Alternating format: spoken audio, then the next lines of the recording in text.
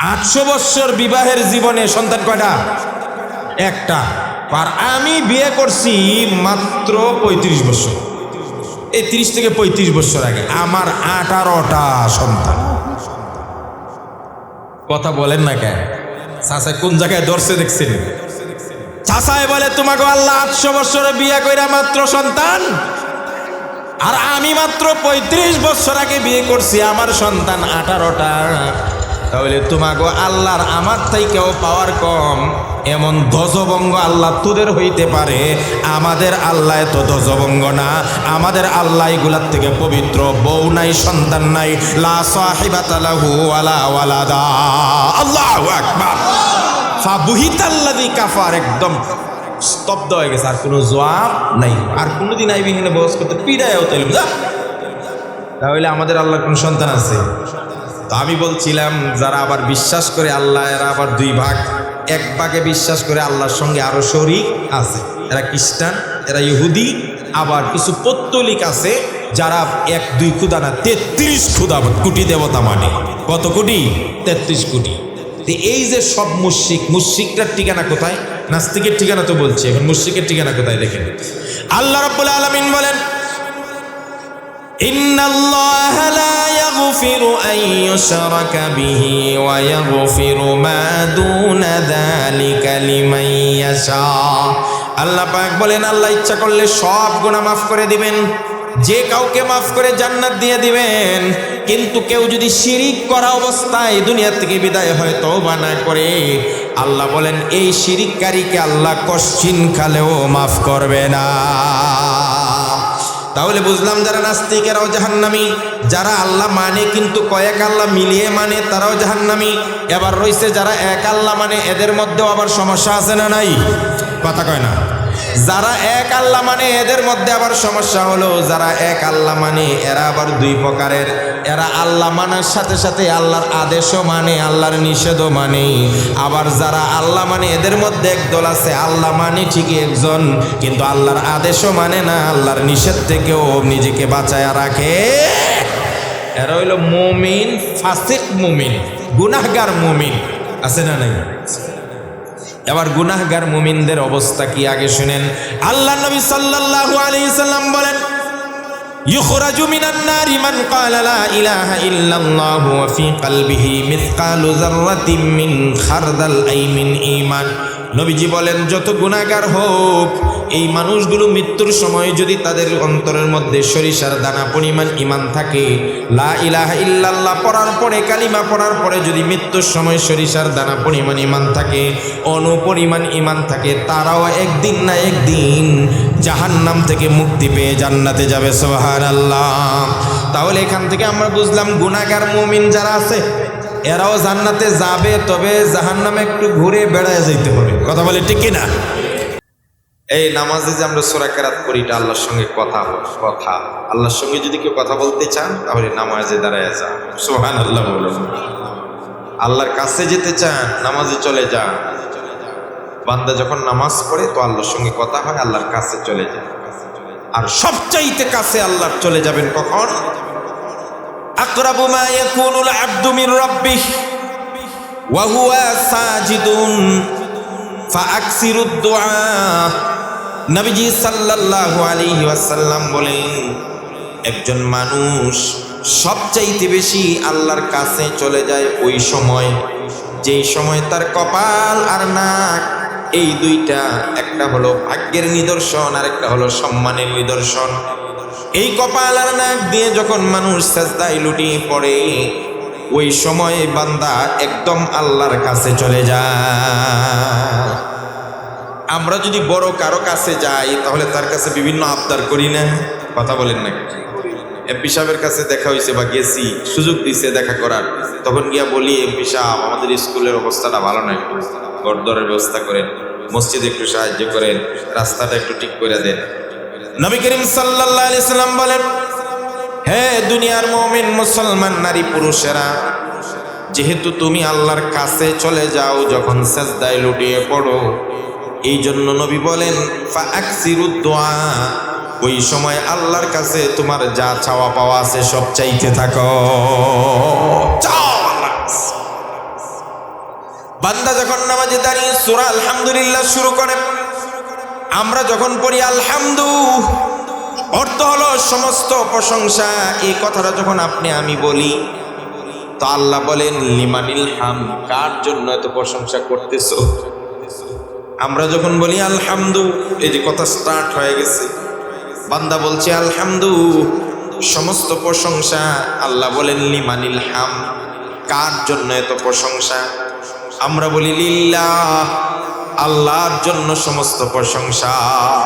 কার জন্য প্রশংসা? আল্লাহর জন্য। এবার আল্লাহ রাব্বুল আলামিন জিজ্ঞেস করেন মানিল্লাহ, হে দুনিয়ার বান্দা, মুমিন মুসলমান, নারী পুরুষ, তুমি যে বললে আল্লাহর জন্য সব প্রশংসা, আল্লাহকে? বান্দাকে আল্লাহ জিজ্ঞেস করে মানিল্লাহ, আল্লাহকে। এবার বান্দা বলে রব্বিল আলামিন, আল্লাহ হলেন তিনি সমস্ত জগতের পালনকারী, লালনকারী যিনি। সুবহানাল্লাহ বলেন না? এবার আল্লাহ রাব্বুল আলামিন প্রশ্ন করেন বান্দাকে, মান রব্বুল আলামিন? ও বান্দা, রব্বুল আলামিনটা কে? এবার বান্দা আবার উত্তর দেয় আর রহমান, যিনি দয়ালু তিনি রব্বুল আলামিন। আল্লাহ বলেন রহমান কে? মানির রহমান। বান্দা বলেন আর রহিম, যিনি রহমান তিনি রহিম। এবার আল্লাহ বলেন মানির রহমান ওর রহিম। ওরে বান্দা, তুমি যে বললাই আল্লাহ হলেন তিনি রব্বুল আলামিন, যিনি রব্বুল আলামিন তিনি রহমান রহিম যিনি। এবার আল্লাহ বলেন রহমান কে আর রহিম কে?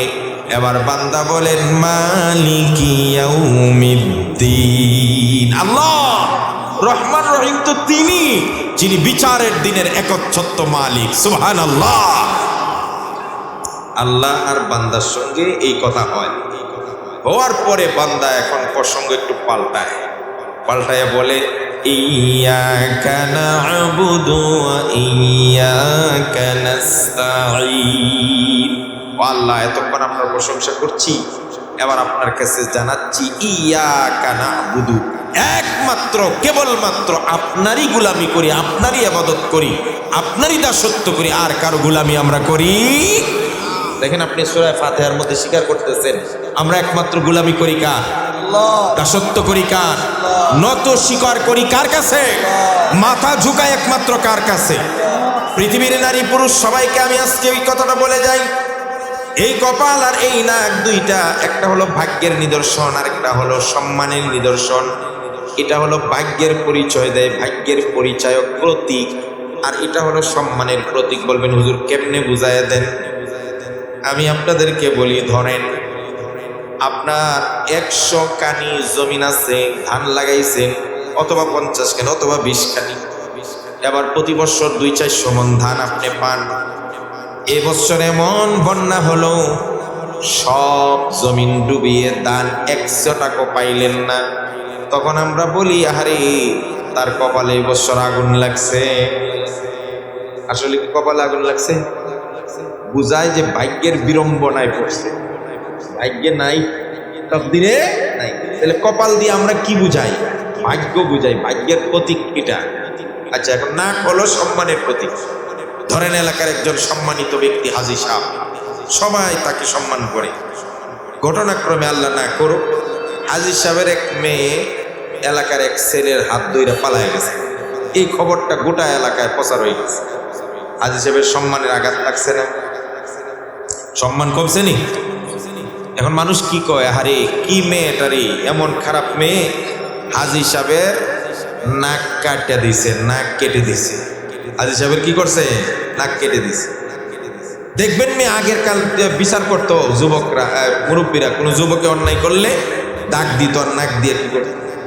মুছাইতো না, শ্রদ্ধা হইতো না, মানে তোর সম্মানের 12টা বাজায়। তাহলে কারো সম্মানে আঘাত লাগলে নাক দিয়া বুঝানো হয়, আর কারো ভাগ্যের বিড়ম্বনা হলে কি দিয়া বুঝানো হয়? কপাল দিয়ে। এই দুইটাকে খোদার কসম আপনাদেরকে পায়ে হাত দিয়া বলি, এই দুইটা জিনিস একমাত্র কেবলমাত্র আল্লাহ ছাড়া আর কারো কাছে মুসলমান ঝুঁকাইতে পারে? আজকে অত্যন্ত দুঃখ আর পরিতাপের বিষয়, মাজারে মাজারে দৌড়াইতেছে না বুঝে জিন্দা পীর, কেউ মুর্দা পীর, কেউ কবরের পীর, কেউ কবরের উপরের পীরের পায়ে কপাল আর নাক ঠেকাই দিচ্ছে। ঠেকায় না? কথা বলেন না, ঠেকায় না? দেয় না? আর আমরা তো, আপনারা তো না বুঝে সেজদা দিচ্ছেন, কেউ কেউ যারা দিচ্ছেন, শিরিক যে হয় এটা হয়তো আপনি বুঝতেছেন। কিন্তু আমার প্রশ্ন হলো, যেই ভণ্ড পীরের পায়ে সেজদা দিচ্ছে মানুষগুলো, ওই ভণ্ড পীর একটা বার নিষেধ করেন, ও কি পীর না শয়তান? সবাই বলেন। এমন শয়তান যদি আমাদের এলাকায় আসে আর জানতে পারেন যে তার পায়ে মানুষ সেজদা দেয় অথচ সে নিষেধ করে না, সে পর্দা লঙ্ঘন করতেছে, পর্দার কথা বলে না, নারীরা তার সামনে ওপেন আসা যাওয়া করে, ও বাবা গোকয়ে জড়ায় ধরে, আর সেও মুরিদ, মহিলা মুরিদের পিঠে হাত বোলায়, মাথায় হাত বুলিয়ে যাও দোয়া করে দিলাম। তুমি কি আমার আব্বা লাগো? তুমি কি আমার ভাই লাগো? তুমি কি আমার ছেলে লাগো?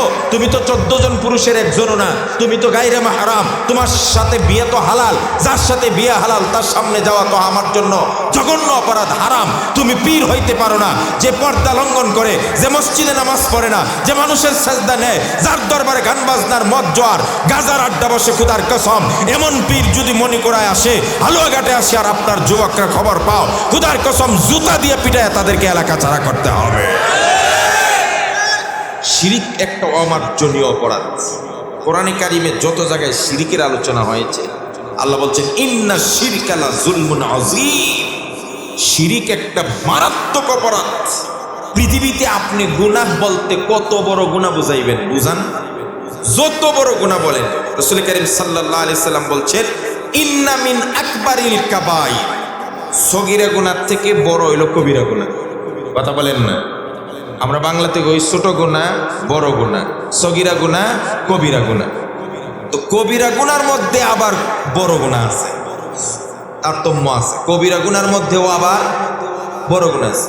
নবী করিম সাল্লাল্লাহু আলাইহি সাল্লাম বলেন ইন্না মিন আকবারিল কাবাইর। পৃথিবীতে যত কবিরা গুনাহ আছে, ওই কবিরা গুনার মধ্যে অন্যতম সবচেয়ে বড় কবিরা গুনাহ, এর চেয়ে বড় গুনাহ পৃথিবীতে নাই। আপনি একটা গুনার কথা বলেন, আমি একটা গুনার কথা বলি। পৃথিবীতে সবচাইতে বড় গুনাহটার নাম হলো আশিরকু বিল্লাহ, আল্লাহর সঙ্গে কাউকে শরীক করা। নাউজুবিল্লাহ। শিরিকের চাইতে ভয়ঙ্কর আর বড় আর কোনো অপরাধ হতে পারে না। এই কথাটা কিন্তু আমরা আল্লাহর কাছে স্বীকার করছি, ইয়াকা না'বুদু, আল্লাহ একমাত্র কেবলমাত্র তোমারই গোলামি করি, তোমারই ইবাদত করি, তোমারই দাসত্ব। এই হলো একটা পাঠ, প্রথম পাঠ। আর দ্বিতীয় পাঠে কি বলি? ইয়াকা না'বুদু ওয়া ইয়াকা নাস্তাঈন। রব্বুল আলামিন যেহেতু একমাত্র কেবলমাত্র আপনার দাসত্ব আর আপনার গোলামি আর আপনার ইবাদত করি, সুতরাং আমরা সাহায্য আর কারো কাছে চাইব না, একমাত্র আপনারই কাছে আমরা সাহায্য চাই। আমরা গোলামি করি কার? সাহায্য চাইব কার কাছে? আরো জোরে বলেন না, কার কাছে? এখন আল্লাহ এই কথাটা যখন আমরা বলি, আল্লাহ পাক বলেন এই পুরা বাক্যটা বান্দা আর আমার দুইজনের জন্য। কথা বলেন না কেন? আরে এতক্ষণ প্রশংসা করছি একচাটিয়া কার? সব কার?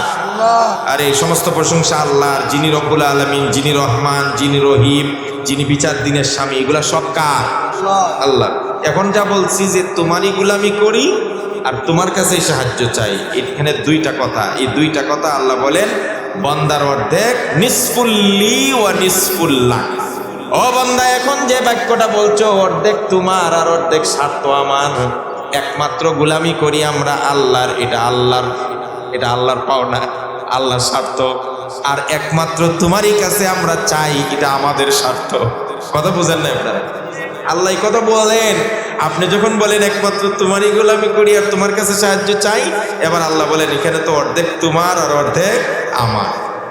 এবার আল্লাহ রাব্বুল আলামিন বলেন ঠিক আছে বান্দা, তোমার অর্ধেক আর আমার অর্ধেক। এবার বলে ওয়ালি আব্দি মা সাআলা, বান্দা এই মুহূর্তে তুমি যা চাবে আমি আল্লাহ তোমাকে তাই দিয়ে দিব।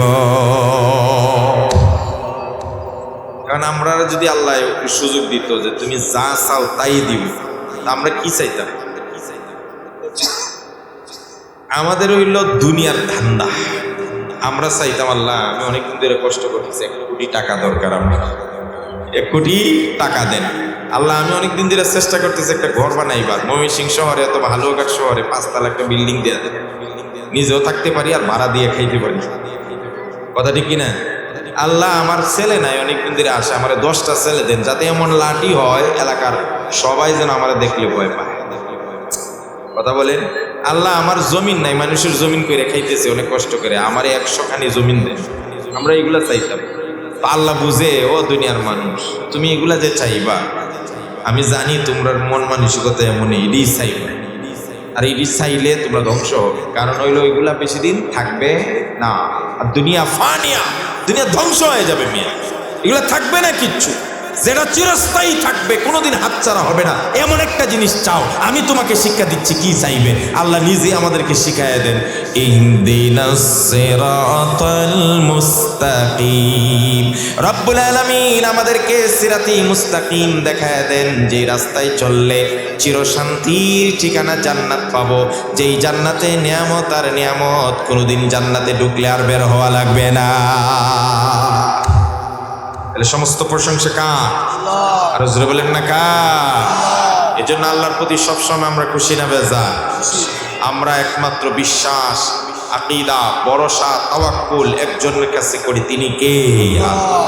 এই আমরা ইমানদার কালিমা পড়ি, মুমিন হয়েছি। পৃথিবীতে মানুষকে, সারা পৃথিবীর মানুষকে 2 ভাগে ভাগ করবে, এক ভাগ আস্তিক আর এক ভাগ নাস্তিক, এক ভাগ মুমিন আর এক ভাগ কাফের, এক ভাগ বিশ্বাসী আর এক ভাগ অবিশ্বাসী। পৃথিবীর সমস্ত মানুষকে 2 ভাগ করবেন। প্রথমে আমি মানুষের ভাগ করতেছি, আমরা কোন ভাগে পড়ি আমি এটা পরবর্তীতে বাইর করব।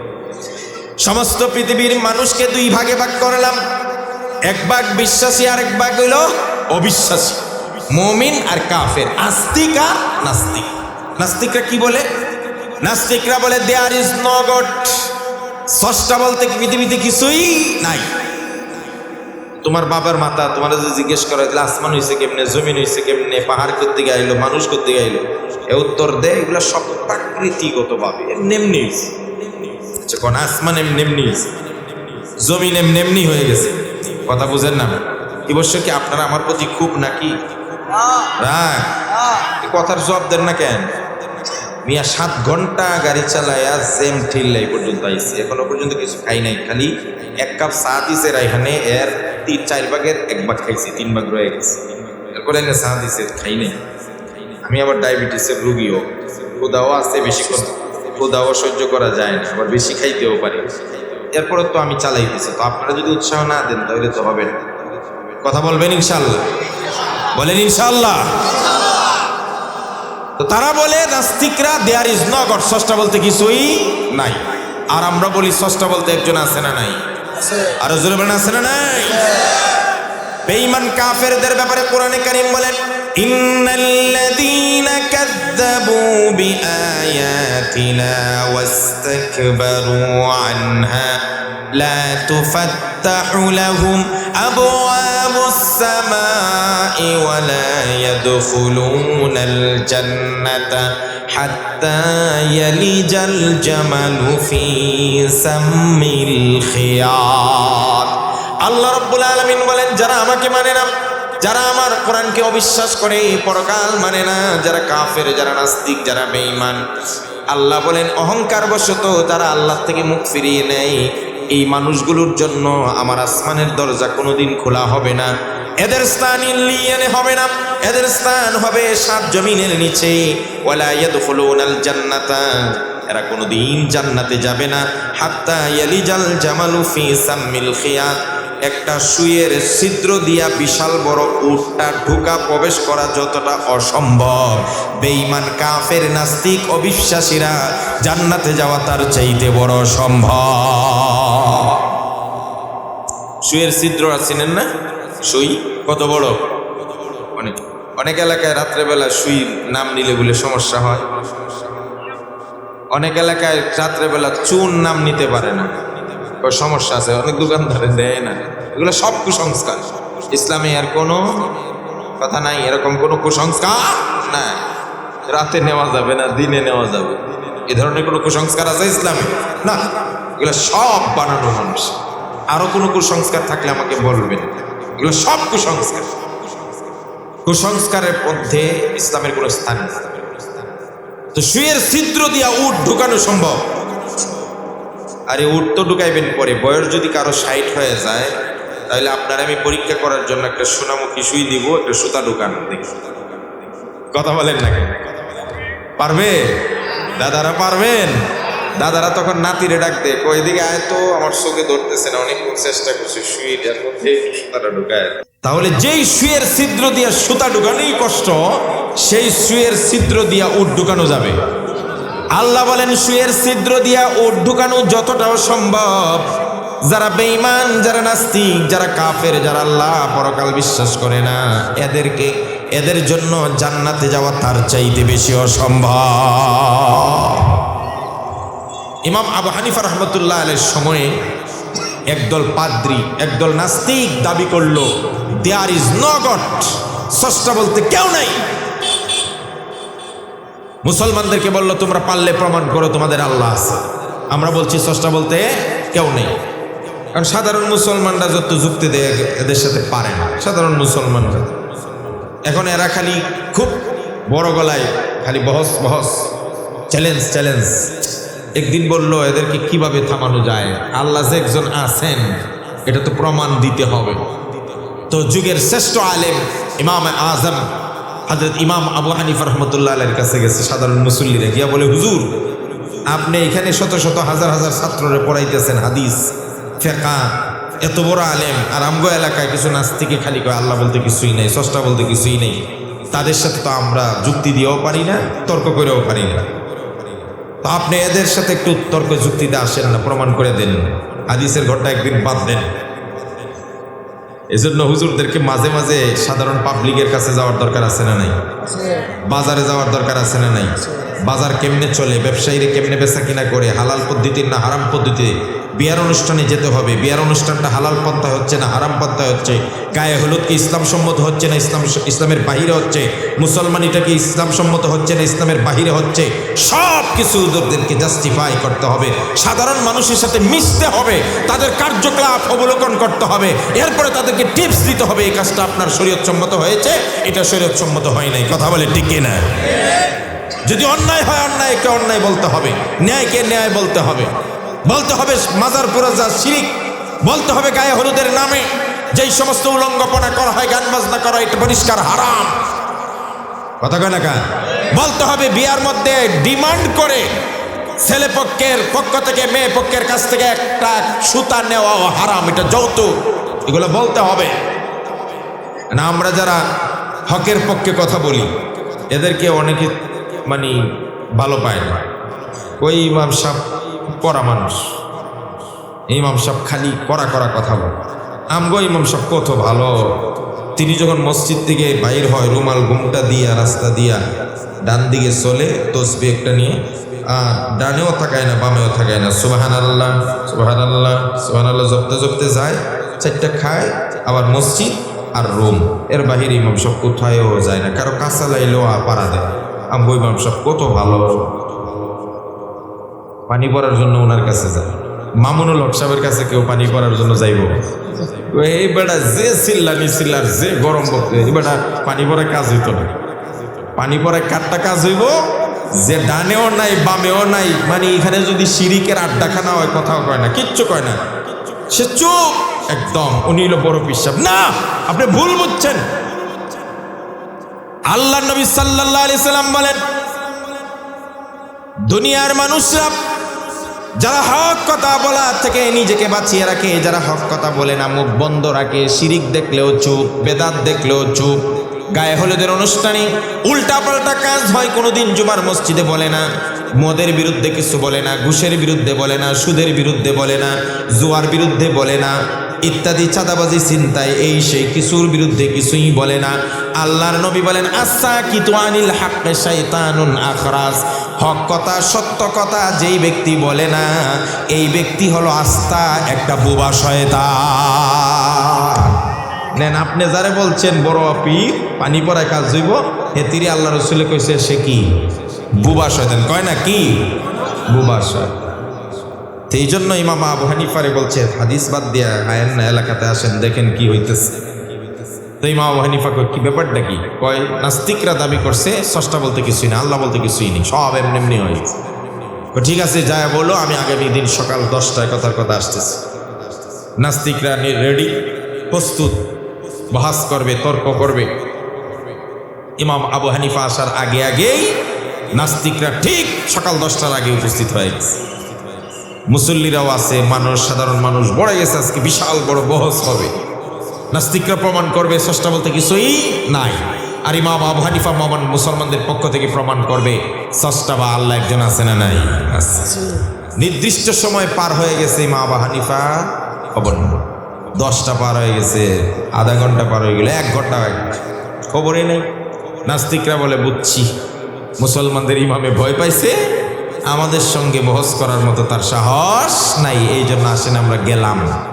তো সাধারণ মুসল্লিরা বলে আরেকটু অপেক্ষা করেন, দেখি আরেকটু দেখি, হয়তো চলে আসবে। ঠিক ওই সময় ইমাম আবু হানিফা হাজির হয়ে গেছে। সুবহানাল্লাহ। এখন নাস্তিকরা বলছে, আবু হানিফা তোমাকে এই মুসলমানদের ইমাম মনে করছি, তুমি কথা দিয়ে কথা রাখবে, তোমার তো আদা ঠিক নাই, 10টার কথা এখন আসছো 11টায়, আমরা তোমার সঙ্গে বহস করব না। ইমাম আবু হানিফা বললেন, ঠিক আছে বহস না করো, কিন্তু আমি কেন 1 ঘন্টা দেরি করে আসলাম এটার কারণটা তো অন্তত জানবে। তো একজনে বলল, আচ্ছা ঠিক আছে, কি কারণে দেরি করছে দেখি, যদি যুক্তিসঙ্গত হয় তাহলে মানা যাবে, আর না হইল ভালো, ঠিক আছে বলো কেন তোমার দেরি হলো 1 ঘন্টা। এবার খুব খেয়াল করে শুনবেন, আমি না বলা পর্যন্ত কেউ সুবহানাল্লাহ বললেন না, কিন্তু ঠিক আছে। ইমাম আবু হানিফা রহমাতুল্লাহ আলাইহি বলেন, আপনারা জানেন যেই জায়গাটাতে আপনারা বসেছেন সভাস্থলে আসতে হলে আমার বাড়ি থেকে একটা নদী মাঝখানে পড়ে। প্রতিদিন এই নদীর মধ্যে নৌকা থাকে, মাঝি থাকে, মাল্লা থাকে। নদী পারাপারের জন্য নৌকার ব্যবস্থা আছে, মাঝি আছে। নৌকার উঠলে পড়ে নৌকা সহজে নদী পার করে পারে পৌঁছায় দেয়। আমি বাড়ি থেকে নির্দিষ্ট সময়ে বের হলাম, জানি এখানে নৌকা আছে, আমি নৌকা দিয়ে নদী পার হয়ে যাব। কিন্তু দুর্ভাগ্যবশত আজকে যখন আমি নদীর কিনারে আসলাম, এসে দেখি মাঝি নাই, মাল্লা নাই, নৌকা নাই, কেউ নাই। আশ্চর্য হয়ে গেলাম, কিরে আমি কেমনে নদী পার হয়ে, এত বড় নদী। অপেক্ষা করি, দেখি কোনো মাঝি, মাল্লা বা নৌকা আসে কিনা। কিছুক্ষণ অপেক্ষা করার পরেও দেখলাম কোনো নৌকা নাই, কেউ আসলো না। আমি অপেক্ষা করতেছি আর মনে মনে ভাবতেছি, হারি কেমনে যাব ওখানে। আমি যখন গভীর চিন্তায় অপেক্ষা করতেছিলাম, হঠাৎ করে আমার সামনে একটা বীজই পড়ে গেল। বীজ বলা হয় কিসের বীজ বলে, বট গাছের বীজ, বটের বীজ একটা পড়ছে। আমি বললাম, এটা আবার কোত্থেকে বললো, কিছুই তো দেখা যায় না এখানে। ইমাম আবু হানিফা বলেন, আমি তাকাইছি ওই বীজের দিকে, সাথে সাথে বীজ থেকে দেখি একটা ছোট্ট অঙ্কুর গজাইছে। আমি তাকিয়ে আছি, অঙ্কুরটা আস্তে আস্তে বড় হয়ে 2 ভাগ হয়ে গেল। আমি দেখতে দেখতে কিছুক্ষণের মধ্যে দেখি আস্তে আস্তে চারাটা বড় হচ্ছে। আশ্চর্য হয়ে আমি কিউরিসিটি আর কৌতূহল থামিয়ে রাখতে পারছিলাম না। আরে বাবা, দেখতে দেখতে বীজ থেকে চারাও বের হয়ে গেল, আমার বড় হয়ে যাচ্ছে। ও আমার নাস্তিক ভাইরা, কিছুক্ষণের মধ্যে আমি চায়ে দেখলাম এই বট গাছের চারাটা বিশাল বড় একটা বট গাছ হয়ে গেছে। ইমাম আবু হানিফা এই কথাগুলো বলছিলেন, নাস্তিকরা খালি দাঁত কিরিমিরি করতেছে। আর আমি একটা ছোট্ট বটের বীজ থেকে দেখতে দেখতে বুঝি একটা বড় বট গাছ হয়ে যায়। পাগলে ধরছে নাকি ইমাম আবু হানিফারে? আচ্ছা বলুক, এরপরে কি বলে শুনি। ইমাম আবু হানিফা বললেন, কিছুক্ষণের মধ্যে যখন বিশাল বড় বট গাছ হয়ে গেছে, আমি তাকাইতেছি, হঠাৎ দেখি কোত্থেকে যেন একটা বিশাল বড় করাত চলে আসছে। কোনো মানুষ দিয়ে গেল না, কেউ দিয়ে গেল না, করাতটা আসলো। কোনো মানুষ নাই, কোনো মিস্ত্রি নাই, কারিগর নাই, করাত নিজে নিজেই গাছ কাটা শুরু করছে। এবার করাতে গাছ কাটা হলো, গাছ জমিনে পড়ে গেল। নির্দিষ্ট পরিমাণ করে এক একটা টুম দেওয়া হলো, টুকরা করা হলো, করাত নিজে নিজেই করতেছে, আমি খালি দেখতেছি। যখন নির্দিষ্ট পরিমাণ টুম দেওয়া হলো, এবার দেখলাম করাত নিজে নিজেই তক্তা বানাইতেছে, কেটে কেটে। কয়েকটা তক্তা যখন হয়ে গেল, হঠাৎ করে দেখি কোত্থেকে যেন একটা হাতুড়ি আসছে, সাথে কিছু লোহা আর পেরেক আসছে। কোনো মাঝি নাই, মিস্ত্রি নাই, কেউ নাই। লোহা নিজে নিজেই, হাতুড়ি নিজে নিজেই লোহা পিটাইতেছে, আর একটা তক্তার সঙ্গে আর একটা জয়েন লাগাইতেছে। মানুষ নাই, মিস্ত্রি নাই, লোহায় আর হাতুড়ি নিজে নিজেই পিটাইয়া নৌকা বানায় ফেলছে। আরে বাবা, মাঝি নাই, মিস্ত্রি নাই, কারিগর নাই, হাতুড়ি নিজে নিজে লোহাকে পিটিয়ে পেরেক দিয়ে নৌকা বানিয়ে ফেললো। আমি তো আশ্চর্য হয়ে গেলাম। কিছুক্ষণ পরে দেখি নৌকা কেউ ধাক্কাও দিল না, নাড়াও দিল না, সে নিজে নিজেই হেঁটে হেঁটে পানিতে নেমে গেছে। নাস্তিকদের দাঁতের কিরিমিরি আরো বাড়তেছে। কয় কি আবু হানিফা? আচ্ছা এরপরে কি হলো? ইমাম আবু হানিফা বলেন, যখন নৌকাটা পানিতে নিজে নিজেই নেমে গেল, আমি চিন্তা করলাম যা হবার হবে। আমি গিয়ে নৌকাতে উঠে বসলাম। লগি নাই, বইটা নাই, বাতাস নাই, কিছুই নাই। নৌকা নিজে নিজেই আমাকে পার থেকে এই পারে নিয়ে আসলো। এই যে কিছুক্ষণ সময় বট গাছের বীজ থেকে গাছ হলো, কাঠ হলো, নৌকা হলো, আমি পার হলাম, এই জন্য আমার 1 ঘন্টা দেরি হয়েছে। আপনারা যদি এই কাহিনী শুনতেন কি বলতেন? পাগল নাকি? 1 ঘন্টার ভিতর একটা বীজ থেকে বড় গাছ হয়ে যায়। আর কোনো মিস্ত্রি ছাড়া গাছ কাটে করাত নিজে নিজে, লোহার হাতুড়ি নিজেই মাতবুরি করে নৌকা বানাইতে পারে। নাস্তিকেরা বলল, আবু হানিফা তোমার মাথার সমস্যা আছে। এতক্ষণ জানতাম তুমি ওয়াদার খেলাপ করো, এখন থেকে তুমি পাগলের প্রলাপ করো মিয়া। কোনো মিস্ত্রি ছাড়া, কোনো কারিগর ছাড়া কিভাবে গাছ কাটা হয়, কিভাবে নৌকা তৈরি হয়ে যায়? ইমাম আবু হানিফা বললেন, আমার দুস্তরা, এই তো লাইন মতে আসছেন, এই তো আমার কথাই আসছেন, আজকে আর বহসের প্রয়োজন নাই।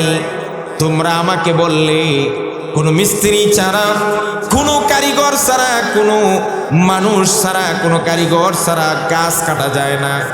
কোনো মানুষ আর মিস্ত্রি ছাড়া লোহা নিজে নিজে হাতুড়ি নিজে নিজে পিটিয়ে নৌকা বানাইতে পারে না। ও আমার নাস্তিক ভাইয়েরা, ছোট্ট একটা নৌকা যদি কোনো মিস্ত্রি ছাড়া অস্তিত্ব না আসে, ছোট্ট একটা নৌকা যদি কোনো কারিগর ছাড়া না হয়, 7 আসমান 7 জমিন, চন্দ্র সূর্য তারকারাজি গাছপালা সাগর নদী মানুষ জিন ইনসান পাখি পশু, এত বিশাল সৃষ্টি নিজে নিজেই হতে পারে না। নিশ্চয়ই এই সব সৃষ্টির পিছনে একজন কারিগর, একজন মিস্ত্রি, একজন খালিক, একজন স্রষ্টা আছে। চিৎকার দিয়া বলেন তার নাম কে? তোমাদের সঙ্গে আর বহস নাই, তারা বাধ্য হয়েছে। ঠিক বলেছ আবু হানিফা, তাহলে আমরা আজ থেকে বিশ্বাস করলাম স্রষ্টা বলতে একজন আছেন, তিনি কে? নাস্তিক যারা মানে না, এদের কথা বাদ, এরা জাহান্নামী। আসেন এখন আস্তিক, যারা আল্লাহ মানে, যারা মনে করে স্রষ্টা একজন আছে, এদেরকে আমরা আবার 2 ভাগ করি। 1 ভাগ ডাইরেক্ট একজনকে আল্লাহ মানে, আর 1 ভাগে কয়েকজন মিলায়া মানে। আছে না নাই? এ কথা বুঝেন না? আরে মিয়ারা, উজাইর ইহুদিরা 2 আল্লাহ মানে 2 আল্লাহ। ইহুদিরা বলে, ওয়াকালাতিল ইয়াহুদু উযাইরুন ইবনুল্লাহ, ইহুদিরা বলে উজাইর আল্লাহর বেটা, সেও আল্লাহর সঙ্গে অংশীদার আছে। তাহলে ইহুদিদের ভাষ্য, আল্লাহ কয়জন? কথা কয় না, কয়জন? 2 জন। খ্রিস্টানরা আবার 3 খোদা মানে। وقالت النصارى المسيح ابن الله, খ্রিস্টানরা বলে আল্লাহ আর মা মারিয়াম আর ঈসা, এই 3 জন হলেন আল্লাহ। আল্লাহ দেখো না তোমরা, ঈসা আলাইহিস সালামকে খ্রিস্টানরা আল্লাহর বেটা মনে করে, আল্লাহর ছেলে মনে করে। নাউজুবিল্লাহ বলবেন না? আর জোরে বলেন না নাউজুবিল্লাহ। এই আল্লাহর কোনো সন্তান আছে? আল্লাহর কোনো ওয়াইফ আছে? মক্কার বেঈমান কাফিররা যখন মুহাম্মদ সাল্লাল্লাহু আলাইহি ওয়াসাল্লামের কাছে আল্লাহর পরিচয় জানতে চাইলো, মুহাম্মদ তুমি যে এক আল্লাহর দাওয়াত দাও, তুমি যে এক আল্লাহর প্রতি আহ্বান করো, তাওহীদের প্রতি দাওয়াত দাও, তোমার ওই আল্লাহর গুণগান কি, তোমার আল্লাহর পরিচয় কি, তুমি আমাদের কাছে তোমার আল্লাহর একটু পরিচয় দাও। তখন আল্লাহ রাব্বুল আলামিন মুহাম্মদ সাল্লাল্লাহু আলাইহি ওয়াসাল্লামের কাছে একটি সূরা নাজিল করেন আল্লাহর পরিচয় দিয়ে। ওই সূরার মধ্যে শুধু আল্লাহর পরিচয়, আর কোনো আলোচনা নাই। সেই সূরাটার নাম হলো সূরাতুল ইখলাস।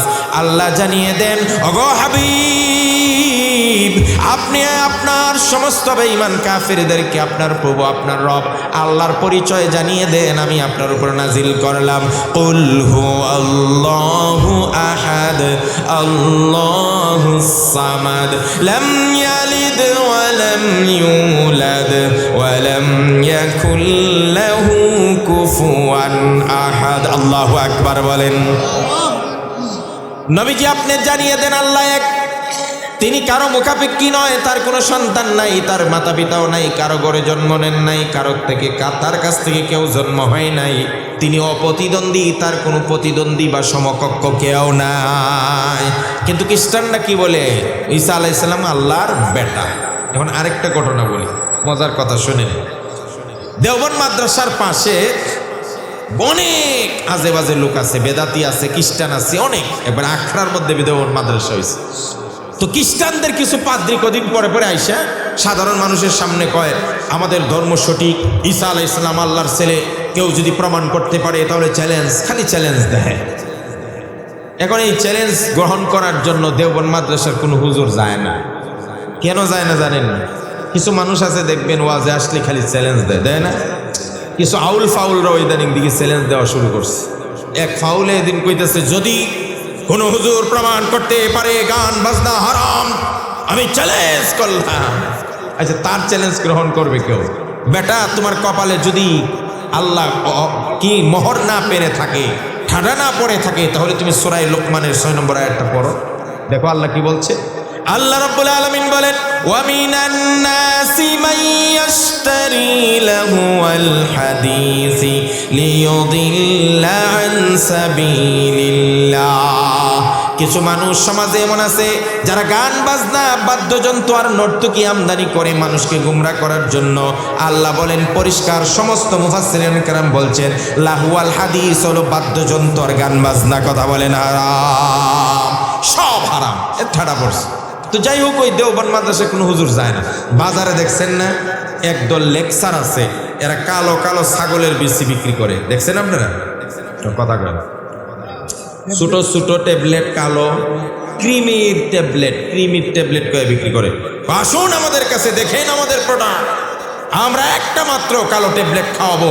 বাংলাদেশের যত MBBS FRCS সবাইকে চ্যালেঞ্জ দিছি, অপারেশন ছাড়া আমরা সব রোগ ভালো করে দিব। কেউ থাকলে আমাদের চ্যালেঞ্জ গ্রহণ করো। আপনারা কি মনে করেন হালুয়াঘাটের বাজারের পেজপট্টিতে তুমি দাঁড়াইয়া ছাগলের কালো ট্যাবলেট বিক্রি করবাই আর চ্যালেঞ্জ দিবাই? তোমার চ্যালেঞ্জ গ্রহণ করবো ঢাকা বারডেম কলেজের, বারডেম হসপিটালের বড় ডাক্তার। কথা কয় না কেন? ময়মনসিংহ মেডিকেল থেকে কোনো কলেজ বড় ডাক্তার এসে চ্যালেঞ্জ গ্রহণ করবে না। তো সেই সুবাদেই খ্রিস্টান পাদ্রীরা প্রতিদিন আইসা চ্যালেঞ্জ দেয় যে ঈসা আলাইহিস সালাম আল্লাহর ছেলে, আমাদের ধর্ম সঠিক, এই সেই, তাওরাত থেকে ইনজিল থেকে আমরা প্রমাণ করব, কোরআন থেকে প্রমাণ করব। কিন্তু দেওবন্দ মাদ্রাসার কোনো হুজুরে যায় না, এর ফালতু কথা, এদের সাথে চ্যালেঞ্জ গ্রহণ করব। তো পাশেই এক মুসলমান সাধারণ চাচা জমিনে কাজ করে, প্রায়ই শুনে এরা সেখানে চ্যালেঞ্জ দেয়, কোনো আলেম ওলামা যায় না। একদিন যখন চ্যালেঞ্জ দেওয়া শুরু করছে, চাচার উঠছে রাগ। চাচাই কিন্তু মাদ্রাসায় পড়ে নাই, চাচাই কিন্তু কোরআন হাদিসও জানে না।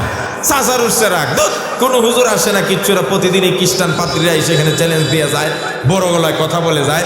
আজকে যা আছে কপালে, মাটি কাদা টাদা নিয়ে আমি স্টেজে যাবো। সুবহানাল্লাহ কয় না? এই মুসলমানদের এই সাহস আছে না নাই? এই হিম্মত আছে না নাই? মুসলমান একা সমস্ত পৃথিবীর নাস্তিক আর বেঈমানদের সাথে লড়তে পারে। কথা বলে ঠিক কিনা? আমি আমার যুবকদেরকে মাঝে মাঝে বলি, তোমরা এখন বলো যে আমরা ইসলাম বুঝার সময় হয় নাই, আমাদের নামাজ পড়ার সময় এখনো হয় নাই, আমাদেরকে আন্দোলন করার সময় হয় নাই, ইসলামের জন্য কথা বলার সময় হয় নাই, আমরা রোজা রাখার বয়স হয় নাই, আমরা এখন হাফ প্যান্ট পরে খেলাধুলার সময় আমরা এগুলা বুঝি না। আমরা যখন 40-50 হইব তখন দাঁড়িয়ে রাখবো, নামাজ পড়বো। ও যুবক, তুমি মনে করছো তোমার বয়স হয় নাই? তুমি ইতিহাস পড়ে দেখো, পাক ভারত উপমহাদেশে, ভারত, পাকিস্তান, বাংলাদেশ সহ গোটা এলাকাতে ইসলাম আসছে কিভাবে। এই দেশে আরবের বড় বড় জাহাজে করে আরবের বড় বড় ধার্মিক আলেম হাফেজরা যখন ইসলাম প্রচারের জন্য আসতো, ব্যবসার নিয়তে আসতো, তখন রাজা দাহিরের লোকেরা, জলদস্যুরা তাদেরকে হত্যা করত, একজনের পর একজনকে জাহাজগুলোকে ছিন্ন ভিন্ন করত। এক পর্যায়ে খলিফা ওয়ালিদের জমানায় নির্দেশ আসলো, যে দাহির পাকিস্তানে বর্তমান এই এলাকাতে আছেন, সেই দাহিরের বিরুদ্ধে জিহাদ করে, যুদ্ধ করে গোটা পাক ভারতকে দখল করতে হবে। পাঠাইলেন একজন সেনাপ্রধানের আন্ডারে অনেকগুলো সেনাবাহিনী দিয়ে। কিন্তু আশ্চর্যের বিষয়, তোমরা যুবকদেরকে বলি, আজকে যারা 20-25 বছর হয়েছে এখনো নামাজের বয়স হয় নাই, রোজার বয়স হয় নাই, ইসলাম নিয়ে চিন্তা ভাবনার সময় হয় নাই, তোমাদের জন্য বলছি, সেই যুদ্ধের সেনাপ্রধান ছিল মুহাম্মদ বিন কাসিম, ইমাদউদ্দিন মুহাম্মদ বিন কাসিম। সে লাগাতার কয়েক বছর রাজা দাহিরের বিরুদ্ধে যুদ্ধ করে গোটা সিন্ধু বিজয় করে গোটা পাক ভারতে ইসলাম প্রতিষ্ঠা করেছে, ইসলামের পতাকা উড্ডীন করেছিল। সেই মুহাম্মদ বিন কাসিম যখন গোটা পাক ভারতে সেই দাহিরের লোকদের বিরুদ্ধে জিহাদ করে, তখন তার বয়স 40, 50, 60 ছিল না, মাত্র 17 বছর বয়সে গোটা পাক ভারত হিন্দুস্তানকে দখল করেছিল। যেই ছেলে, তার বয়স ছিল 17 বছর। ওই মেয়ারা 17 বছরের এক মুহাম্মদ বিন কাসেম গোটা পাক ভারত হিন্দুস্তানের মধ্যে ইসলামের পতাকা গাড়ছেন। তিনি যুদ্ধ করে জিহাদ করে। আর আমগো ছেলেদের 25 বছর হইলে এখন রোজাই রাখে না, নামাজই পড়ে না, খুব বয়স হয়েছে না। মা বাবা কয় আমার পোলাটা রোজা রাখতে দেই না, কেন? এমনি রোগলা এগুলা অসুস্থ হয়ে যাবে, আমি না করছি, দরকার নাই বাবু, বড় হইলে নাই। তা আমি কই যে আপনার ছেলে কি করে? কৌজোর আমার ছেলে ভার্সিটিতে পড়ে। ভার্সিটিতে পড়ে, রোজা রাখতে দেয় নাই, বয়স হয়নি, কপাল পুরছে। অথচ নবীজি কি বলছেন? রাসূলুল্লাহ সাল্লাল্লাহু আলাইহি সাল্লাম বলেন, মুরু সিবিয়ানাকুম বিসসালাতি ওয়া হুম আবনাউ 7 সিনিন ওয়াদরিবুহুম আলাইহা ওয়া হুম আবনাউ 10 সিনিন। আমার আগে ভাই বলে গেছেন, কিয়ামতের কঠিন ময়দানে সন্তান বাবার বিরুদ্ধে দাঁড়াবে, আল্লাহর আদালতে কিন্তু মামলা টুকে দিবে। ওয়াকালু রাব্বানা ইন্না আতা'না সাদাতানা ওয়া কুবারা'ানা ফাআদাল্লুনাস সাবিলা রাব্বানা আতিহিম দি'ফাইনি মিনাল আযাবি ওয়ালআনহুম লা'নান কাবীরা। কিয়ামতের কঠিন ময়দানে একদল মানুষকে যখন জাহান্নামের দিকে নিয়ে যাওয়া হবে, তারা বলবে, আল্লাহ, আমরা দুনিয়াতে যাদের কথায় উঠতাম, বসতাম, মানতাম, শুনতাম, আমাদের সেই লিডার, আমাদের সেই নেতা, আমাদের মা বাবা আমাদেরকে বলছিল ডাক্তার হওয়া লাগবে, অনেক কষ্ট করে আমি ডাক্তার হয়েছি। মা বলছিল, বাবা বলছিল তোমার ইঞ্জিনিয়ার হওয়া লাগবে, অনেক কষ্ট করে আমি ইঞ্জিনিয়ার হয়েছি। আমার মা বাবা বলছিল বড় ব্যবসায়ী হওয়া লাগবে, অনেক কষ্ট করে বড় ব্যবসায়ী হয়েছি। আমার মা বাবার কথায় দুনিয়ার যা যা কামাই করার দরকার সব কামাই করছি, হালাল হারামের বিচার করি নাই। সকালে বের হয়েছি চাকরিতে, বিকালে আসছি, কষ্ট করে করে দুনিয়া কামাই করে 10 তলা বিল্ডিং এর মালিক বানছি, জমিন কিনছি, ব্যবসা করছি, মা বাপরে সুখে রাখছি, মার কথায় বাবের কথায় দুনিয়ার সব করছি। কিন্তু আল্লাহ, যেই মা বাবা দুনিয়ার সব করলাম যাদের কথায়, তারা ভুলেও কোনোদিন আমাকে নামাজ পড়তে বলে নাই, রোজা রাখতে বলে নাই, পরকাল নিয়ে চিন্তা করতে বলে নাই, যাদের কারণে আজকে আমি শুধু দুনিয়া কামাই করে জাহান্নামী হলাম, ওই মা বাবাকে আমার সামনে আনেন, এদেরকে আমাকে যেই পরিমাণ শাস্তি দিবেন এর ডাবল শাস্তি এদেরকে আমি দেখতে চাই। এই জন্য দয়াল নবী বলেন, সন্তানের বয়স যখন 7 বছর হয়ে যায়, কয় বছর? ছেলে হোক মেয়ে হোক, 7 বছর বয়স হয়ে গেলে কোনো ছাড় দিবেন না। যদি আপনার স্ত্রী মায়া দেখাইতে যায়, তাহলে তাকে শাসন করবেন। তুমি কে? তুমি কি রাসূল থেকে বেশি বোঝো না? অনেক স্ত্রীরা আছে না, অনেক আছে না, বাচ্চাদেরকে ডাক দিলাম, এই নামাজ পড়ো, কারে থাক ঠান্ডার মধ্যে, বাচ্চারা থাক, আজকে পড়া লাগবে না, আছে না? না, আপনি এত মাতবর হইলেন কেন? রাসূল থেকে আপনি বেশি বুঝেন? নবী বলছেন 7 বছর হইলে নামাজের আদেশ করো, কোনো জান নাই, ছেলে হোক মেয়ে হোক। ওয়াদরিবুহুম আলাইহা ওয়া হুম আবনাউ 10 সিনিন। আর যখন 10 বছর হয়ে যাবে সন্তানের, নামাজ না পড়লে পিটুনি লাগা। কি বললেন? দয়াল নবী বলেন না, রাহমাতুল লিল আলামিন বলেন না, দয়ার সাগর তো নবী। বাচ্চাদেরকে দেখলে তিনি কত ভালোবাসতেন, বাচ্চাদেরকে দেখলে আগে মুস্কি হেসে সালাম দিতেন, হাসান হুসাইনের সব আবদার পূরণ করতেন। হাসান হুসাইন একদিন বলেন, না না, সব ছেলেদের সাইকেল আছে, কিন্তু মগর আমরা 2 ভাইয়ের তো কোনো সাইকেল নেই। সাইকেল বুঝেন তো? ছেলেদের একটা শখ না সাইকেলের। আগের জমানায় সাইকেল ছিল না, আগে ছিল ঘোড়া, গাধা, উট ইত্যাদি। তো আমি এখন বোঝানোর জন্য সাইকেল বলছি। তখন বলছে আমাদেরকে একটু ঘোড়া দেন, গাধা দেন, আমরা যাতে চালাইতে পারি, যেমন আমাদের সন্তানরা বলে সাইকেল দেন। হাসান আর হুসাইন বলেন 2 ভাই, নানাজি সব ছেলেদের ঘোড়া আছে, গাধা আছে, তারা ওইটাতে উঠে চড়ে আর ঘোড়ায় দৌড়ায়, কত মজা করে।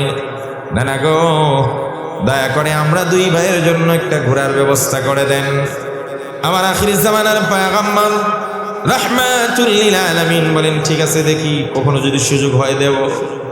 দিন যায়, রাত যায়, সপ্তাহ যায়, মাস যায়, হাসান হুসাইনকে আমার দয়াল নবী আর ঘোড়া কিনে দিতে পারে না, কারণ ওই সামর্থ্য নাই।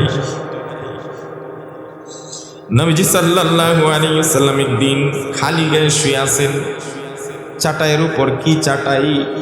আরে ভাই, খেজুর পাতা দিয়া ছাউনি করছে এই চাটাই, এইভাবে ফাঁক ফাঁক হয়ে আছে। আল্লাহর নবী দয়াল নবী ওই চাটাইয়ের উপর খালি গায়ে শুয়ে আছেন। ইত্যবর্ষের উমর আসছেন। উমর নবীজি যখন উঠলেন, উমর খেয়াল করে দেখেন দয়াল নবীর পিঠের মধ্যে খেজুর পাতার ছাউনির দাগ পড়ে গেছে। সাইয়েদনা উমর বলেন, ইয়া রাসূলুল্লাহ, ইয়া হাবিবাল্লাহ, নবীজি আমাকে একটু অনুমতি দেন। আপনি দু জাহানের বাদশা, রাহমাতুল লিল আলামিন। আপনার শোয়ার জন্য, ঘুমানোর জন্য কোনো লেপ নাই, তোশক নাই, জাজিম নাই। আল্লাহর নবী আমাকে একটু অনুমতি দেন, আমি আপনার জন্য একটা জাজিমের ব্যবস্থা করে দিব। আল্লাহর নবী দয়াল নবী বলেন, ওমর রে, আমি দুনিয়াতে সুখ করার জন্য আসি নাই। আমি যদি চাইতাম, ওই যে উহুদ পাহাড়টা দেখতেছো, আল্লাহর কাছে যদি চাইতাম, আমার ইশারা করতাম, আমার আঙ্গুলের ইশারায় গোটা উহুদ পাহাড়টা স্বর্ণে পরিণত হয়ে যেত। নবীজি তো বলতেন, আল্লাহুম্মা হিনি মিসকিনা ওয়া আমিতনি মিসকিনা ওয়া আহশুরনি ফি যুমরাতিল মাসাকিন। আল্লাহ আমারে মিসকিন বানায় রাখেন, আমারে মিসকিন হিসেবে দুনিয়া থেকে উঠান, আর কিয়ামতের মাঠেও সব মিসকিনদের মাঝখানে উঠাইবেন। সুবহানাল্লাহ বলেন। এখন আয়েশা রাদিয়াল্লাহু তাআলা আনহা বলেন, হুজুর আপনি এই দোয়া করেন কেন? মিসকিন হয়ে থাকতে চান, মিসকিন হইয়া মরতে চান, মিসকিন হইয়া হাশরের মাঠে উঠতে চান, এই দোয়া কেন? তখন আল্লাহর নবী একটা কথা বলছেন, আজকে যারা গরিব, আজকে যারা মিসকিন, আজকে যারা এতিম, আজকে যারা দরিদ্র, এদেরকে সান্ত্বনা দিচ্ছি, আপনারা নিরাশ হবেন না। তখন আল্লাহর নবী একটা কথা আয়েশাকে বলছেন, ইয়া আয়েশা, ইন্নাহুম ইয়াদখুলুনাল জান্নাতা ক্বাবলা আগনিয়াইহিম বি40 খরিফা। কোন রিওয়ায়াতে এসেছে 40 বছর, কোথায় এসেছে 500 বছর। আল্লাহর নবী বলেন, আয়েশারি, আমি কেন মিসকিন হইতে চাই, আমি কেন দরিদ্র থাকতে চাই, গরিব থাকতে চাই? ও আয়েশা, প্রতিটা মুসলিম গরিব, প্রতিটা মুসলিম দরিদ্র তাদের ধনীদের চাইতে 500 বছর আগে জান্নাতে চলে যাবে। এজন্য যারা গরিব আছেন, বেজার, আল্লাহর প্রতি খুশি আছি না নাই? আল্লাহ আমাদেরকে যে হালতে রাখে বলেন আলহামদুলিল্লাহ। তো হাসান আর হুসাইন নবীজির কাছে কি চাইছেন? ঘোড়া চাইছেন। নবীজি বলছেন দেব, কিন্তু দেওয়ার সামর্থ্য নাই। দিন যায়, মাস যায়, সপ্তাহ যায়, মাস যায়, বছর যায়, মগর ঘোড়ার ব্যবস্থা হয় না। একদিন হাসান হুসাইন খেয়াল করেন, নবীজি ঘরের ভিতরে নফল নামাজ পড়তেছেন। হাসান হুসাইন দুই ভাই দাঁড়িয়ে দেখতেছেন। এক ভাই আরেক ভাইকে বলে, ভাই, নবী তো আমাদেরকে ঘোড়া কিনে দিল না এই পর্যন্ত, আজকে খেয়াল করে দেখ, আমাদের নানাজি সেজদায় চলে গেছে, আর মাথা উঠাইতেছে না। হাসান আর হুসাইন দুই ভাই একজন আরেকজনকে বলি, চল আমরা যেহেতু ঘোড়া কিনে দেয় না, নবীর পিঠে চড়ি আর ওটাকে ঘোড়া মনে করে চালাই। সুবহানাল্লাহ। হাসান হুসাইন দুই ভাই আমার দয়াল নবীর পিঠে বসলেন। এক ভাই নবীর কানে ধরছেন, ঘোড়াকে যেমন ধরে এভাবে ধরছেন। আহারে, আমার নবী কত মায়ার নবী। এবার পিছন থেকে এক ভাই আরেক ভাইকে বলে, ভাই রে, এই কেমন ঘোড়ার উপর উঠলাম, ঘোড়া তো আমাদেরকে নিয়ে নড়েও না, চলেও না, ঘুরেও না, বসে আছে, মজা পাই না। এই কথা যখন আমার দয়াল নবী শুনলেন, শুধুমাত্র ওই ছোট্ট বাচ্চা দুইটু হাসান হুসাইনকে আনন্দ দেওয়ার জন্যে সেজদার থেকে মাথা না উঠাইয়া হামাগুড়ি দিয়া নাতি দুইটাকে নিয়ে সারা ঘরময় চক্কর খাইলেন। আল্লাহু আকবার। সেই দয়াল নবী বলছেন, বাচ্চার বয়স 10 হয়ে গেলে নামাজ না পড়লে পিটুনি লাগাও।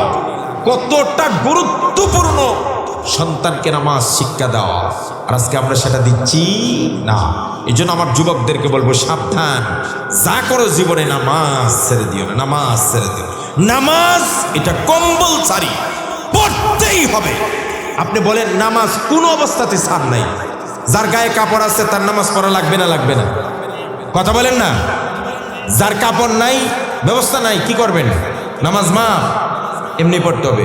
পানি থাকলে পানি দিয়ে উজু করে নামাজ পড়বেন, পানি না থাকলে বালি মাটি দিয়ে চুন দিয়ে তায়াম্মুম করবেন। দুইটার কোনোটা না থাকলে উজু ছাড়াই নামাজে আপনাকে দাঁড়াইতে হবে। দাঁড়ায় পড়তে পারলে দাঁড়ায় পড়বেন, না পারলে বসে, না পারলে শুয়ে, না পারলে ইশারায়। কথা বলেন না কেন? কোন অবস্থায় মাফ আছে? যতদিন আপনার মাথায় কাজ করবে ততক্ষণ আপনাকে নামাজ পড়তেই হবে। কোন অবস্থাতেই নামাজ মাফ নাই, নামাজ। আমি যে কথাটা বলছিলাম চাচার কথা মনে আছে তো? চাচাই বলল দূর কোন আলেম যখন আসে না আমি যাবো, কাদা মাদা লাগাই কাজ। চাচা সুজা এসে দুইটা খ্রিস্টান পাদ্রী এই মুরব্বী এখানে কাদা টাদা নিয়ে আসছেন কেন? আপনি এখানে কি? আমি আসছি তোমাদের চ্যালেঞ্জ গ্রহণ করার জন্য। আপনি কি চ্যালেঞ্জ গ্রহণ করবেন? বড় বড় হুজুরদেরকে চ্যালেঞ্জ দিতেছি এতদিন ধরে, কেউ আসলো না, আপনি কি চ্যালেঞ্জ গ্রহণ করবেন? তোমাদের দাবি কি? আমাদের দাবি হলো ঈসা আলাইহিস সালাম আল্লাহ পুত্র, ছেলে। আচ্ছা, তাইলে এটা নিয়ে তো তর্ক করবা, বহস করবা? বলে হ্যাঁ। আপনি বহস করবেন? বলে হ্যাঁ আমি করবো। আপনি কি জানেন? আপনি কোরআন জানেন না ইনজিল জানেন? আসমানি কিতাব পড়তে পারেন? শোন, আমি যেমন কোরআন ইনজিলের কিছু বুঝি না, সাধারণ পাবলিক কৃষক মানুষ, আমার ধারণা তোরাও বুঝোস না। কথা কোন ঠিক না? যদি সত্যি বুঝতে তাহলে ঈসা আলাইহিস সালাম রে আল্লাহর ছেলে বলতি না। আমি যেমন বুঝি না তোরাও বুঝোস না। সুতরাং কোরআনও রাখ, ইনজিলও রাখ, এই দুইটা রাখ, পবিত্র কিতাব। এখন এমনি আমি আর তুই তর্ক করি। ও আচ্ছা বলেন। এবার চাচা বলতেছে তোমাদের আল্লাহর সন্তান কয়জন? কয়েকজন। কি নাম? ঈসা, যীশু খ্রিস্ট। আচ্ছা ঠিক আছে, একটা মাত্রই সন্তান? হ্যাঁ। তাইলে আমার প্রশ্ন হইল তোমাদের আল্লাহর যে সন্তান হইলে তো স্ত্রী লাগে, বিয়াও লাগে। তোমাকে আল্লাহ বিয়ে করছে কতদিন আগে? কথা কয় না কা? বিয়ে করছে কতদিন আগে? কয় বিয়ে করছে কতদিন আগে? এটা কি আমরা জানি? কয়েকটা আনুমানিক বলো না। ঈসা আলাইহিস সালামের বয়সটা দেখে তো বলা যায়। কথা কয় না? আর ঈসা আলাইহিস সালাম কত বছর আগে আসছেন জমিনে? এখন এরা আনুমানিক হিসাব বাইর করে। তাহলে আমি একটা হিসাব বাইর করি।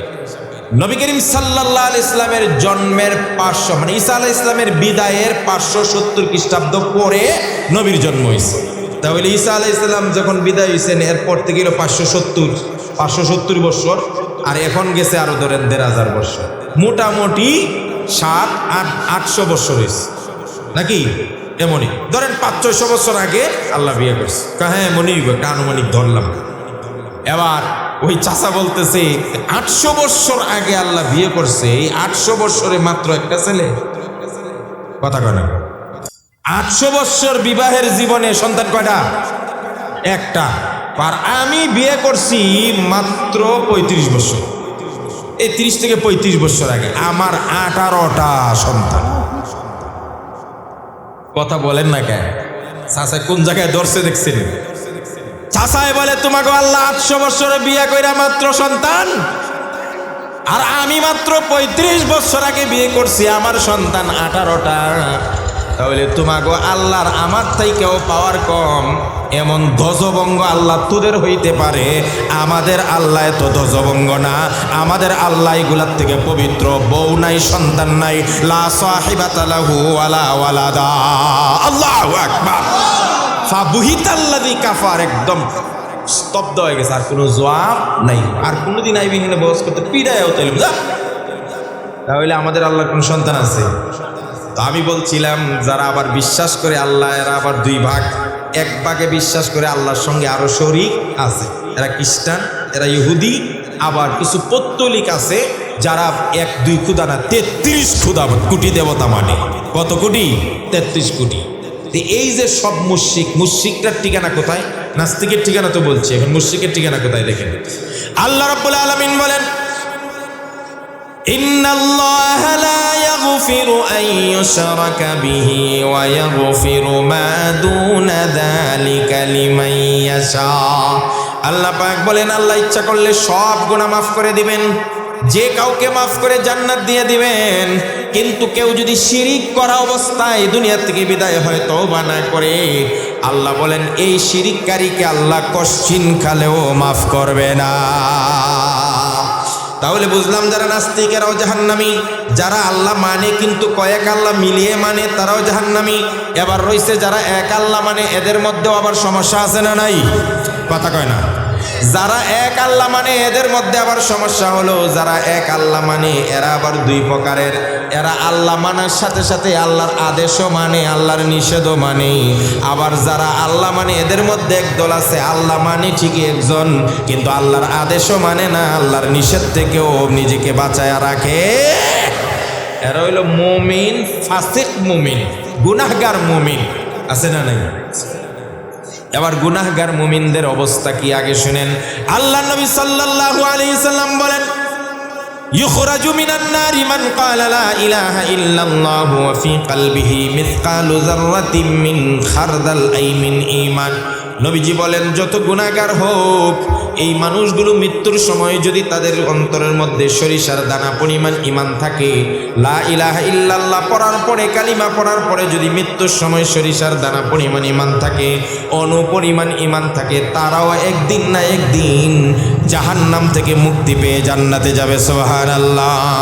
তাহলে এখান থেকে আমরা বুঝলাম গুনাহগার মুমিন যারা আছে এরাও জান্নাতে যাবে, তবে জাহান্নামে একটু ঘুরে বেড়ায় যাইতে হবে। কথা বলে ঠিক কিনা? এখন আপনারা যারা এখানে সুযোগ সন্ধানী, এরকম ও তাইলে তো চান্স পাইছি, হালাল হারাম যাই খাই, সুদ ঘুষ খাই, জাহান্নামে থাকবো কিছুদিন, এরপরে কি কোথায় চলে যাব? জান্নাতে তো যাবোই, তো আরো সুবিধা কি? আর এত ডরায় লাভ কি বেটা? আছে না নাই? আমি বলি, তুমি কয় দিনের জন্য, কয় বছরে জাহান্নামের আগুন পড়তে পারবাই, সহ্য করতে পারবাই? আল্লাহ রাব্বুল আলামিনের নবী বলেন, দুনিয়ার আগুন আর জাহান্নামের আগুনের তফাৎ কি? 1000 বছর জাহান্নামের আগুনকে জ্বালানোর পরে কালার একটা পরিবর্তন হয়েছে, আবার আগুনকে জ্বালানো শুরু করছে, 1000 বছর আবার আরেক রং ধারণ করছে, আবার তাকে আবার জ্বালানো শুরু করছে 1000 বছর। এইভাবে 1000 বছর করতে করতে জ্বালাইতে জ্বালাইতে জাহান্নামের আগুনের বর্তমান কালার হলো অন্ধকার কালো অমাবস্যার রাতের মতো হয়ে আছে। এত উত্তপ্ত আমলে আগুন, এই দুনিয়ার মানুষ, দুনিয়ার আগুন যদি কারো পায়ে লাগে তাহলে শুধুমাত্র পাটাই পুড়ে। আপনি একটা মোমবাতি জ্বালান, মোমবাতিটার মধ্যে একটু হাতটা ঢুকায় দেন, দেখবেন হাতের মাথাটা পুড়ে যাবে। হাতে আগুন লাগলে পা পুড়ে না, হাতে আগুন লাগলে মাথা পুড়ে না। দুনিয়ার আগুন হাতে লাগলে হাতটা পুড়ে, পায়ে লাগলে পাটা পুড়ে, চোখে একটু চুলে আগুন লাগে গেছে, কয়েকটা চুল পুড়ে যায়। আল্লাহ রাব্বুল আলামিন বলেন, হে নাফরমানেরা, যারা মনে মনে আশা করে বসে আছো যে কিছুদিন জাহান্নামের আগুন জ্বলবো, তো কি হয়েছে? এদেরকে আমি আল্লাহ জানাই দিই, সূরা হুমাযা পড়ো, হুমাযা পড়ো, সেখানে দেখো জাহান্নামের আগুনের কথা আল্লাহ কিভাবে বলছেন। ওয়াইলুল লিকুল্লি হুমাযাতিল লুমাযা আল্লাযী জামাআ মালাও ওয়া আদ্দাদা ইয়াহসাবু আন্না মালাহু আখলাদা কাল্লা লা ইউমবাযান্না ফিল হুতামা ওয়া মা الحطمة نار الله الموقدة التي تطلع على الأفئدة। আল্লাহ বলেন, জাহান্নামের আগুন এত ভয়ঙ্কর, এত বিভীষিকাময়। দুনিয়ার আগুন আঙ্গুলে লাগলে শুধু আঙ্গুল পড়ে, চুলে লাগলে চুল পড়ে, পায়ে লাগলে পা পড়ে। আল্লাহ বলেন, আর আখিরাতের আঙ্গুল যদি পায়ের এক কোনায় ছোট্ট আঙ্গুলের মাথায় একটু টাচ করতে পারে, লাগতে পারে, শুধু পা পড়বে না, আল্লাহ বলেন সাথে সাথে কারেন্টের শর্টের মতো সারা শরীর তো পূর্বেই পূর্বে, তাত্তালিউ আলাল আফইদা, কলিজা পর্যন্ত জ্বলে ছারখার হয়ে যাবে। পারবেন কয়েকদিন সহ্য করতে? ইন্না আহওয়ানাল আযাবি ইয়াউমাল কিয়ামাতি মাল্লাহু না'লানি ওয়া শিরাকান। কিয়ামতের দিন সবচাইতে জাহান্নামের সহজ আযাব যারে দেওয়া হবে, এর জাহান্নামের এক জোড়া স্যান্ডেল পরায় দিবে। স্যান্ডেল চিনেন? দুইটা ফিতা থাকে, এ উঠে যায় কে? মা ইলো শেষ করে দেব বললে আমি শেষ করে দেই। তো আপনারা যদি একজন একজন করে বলেন জানগে যে, তাইলে হবে না। কথা বুঝছেন নি? জাহান্নামের সবচেয়ে সহজ আযাব দেওয়া হবে ওই ব্যক্তিকে যারে জাহান্নামের আগুনের এক জোড়া স্যান্ডেল পরায় দেবে। এই স্যান্ডেলের দুইটা ফিতা থাকবে। এই দুইটা আগুনের ফিতার জ্বালায় তার এমন জ্বলা জ্বলবে, মাথা দিয়া ভাত রান্না করলে যেভাবে উত্তপ্ত হয়ে টকবক করতে থাকে, নবীজি বলেন ওই জাহান্নামের জুতার ফিতার কারণে তার মাথা দিয়ে মগজ টকবক করতে থাকবে। আর ওই লোকটা বলবে, আল্লাহ আমার চাইতে কঠিন আযাব মনে আর কাউকে দেওয়া হয় নাই, অথচ এটা হলো সবচাইতে সহজ আযাব। সুতরাং যারা এই ধোঁকায় পড়ে আছেন যে কিছুদিন জাহান্নামে জ্বলবো তারপরে জান্নাতে যাব, খোদার কসম এক মুহূর্তের জন্য তোমার বরদাস্ত করার ক্ষমতা নাই জাহান্নামের আগুন। সুতরাং এই আশা না করে বলো, আল্লাহ আমাদেরকে জাহান্নামে না নিয়ে বিনা হিসাবে জান্নাত দেয়া দাও, বলেন আমিন। আমার কথার লাইন শেষ, এখন মূল কথায় চলে আসছি, শেষ হয়ে যাবে। তাহলে আমরা হলাম এমন মুমিন মানি এক আল্লাহ, আবার আমরা জাহান্নামে ঘুরে তারপরে জান্নাতে যেতে চাই না। আমরা কোথায় যেতে চাই? ডাইরেক্ট জান্নাতে যেতে চাই। এখন ডাইরেক্ট জান্নাতে যাওয়ার জন্য কয়েকটা সহজ আমল বলবো। এটা আমল এতক্ষণ বুঝাইয়া মন নরম করছি, এখন মূল ওষুধটা দিব। কথা বুঝছেন নি আপনি? আরে আপনি জমিন চাষ করেন না? জমিনে কি এখন প্রথমে গিয়ে ধান ছিটাই দেন? প্রথমে পানি দেন, মাটি যখন পানি খেয়ে নরম হয় তখন হাল চাষ করেন, এরপরে আবার মই দেন, এরপরে আগাছা সাফ করেন, এরপরে আবার এটারে ভালো করে হাতে এটাতে নরম করার পরে একেবারে তুলতুলে এরপরে ধান ছিটাই দিলে ধান সারা সুন্দর উঠে।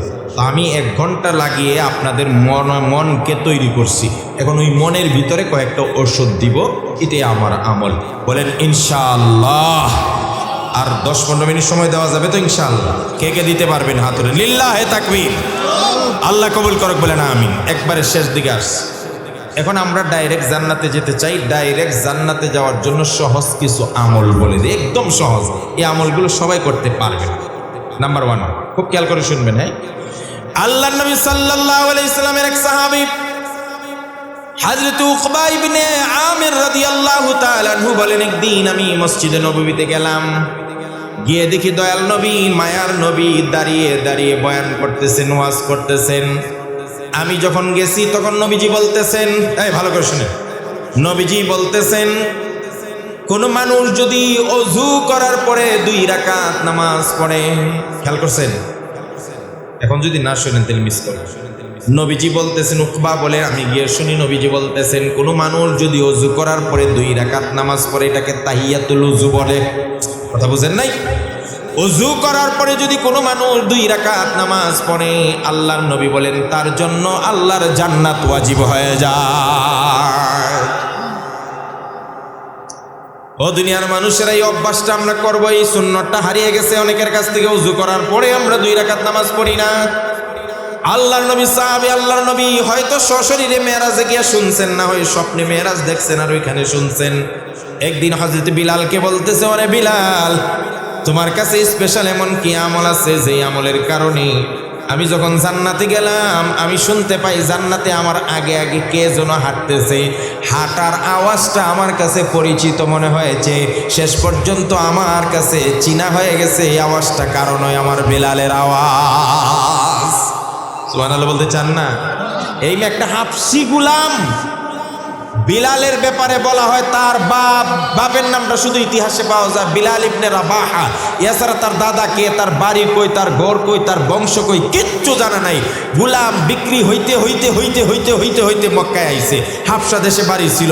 এখানে আসার পরে কালো নিগ্র মুখ ছুটফুটা মোটা একজন মানুষ, বংশ নাই, লেখাপড়া নাই, কিচ্ছু নাই। সেই লোকটা রাসূল বলেন, আমি জান্নাতে যা ঢুকলাম আমার আগে আগে কে যেন একজন হাঁটতেছে, তার পায়ের জুতার আওয়াজ শুনতেছি, আমার কাছে মনে হয়েছে এই আওয়াজটা আমার মুয়াজ্জিন বিলালের। সুবহানাল্লাহ। আমার নবীজি বিলালকে ডাক দেয়া বলেন, আমার মুয়াজ্জিন বিলাল, জান্নাতে আমি তোমার পায়ের আওয়াজ শুনতে পাচ্ছি।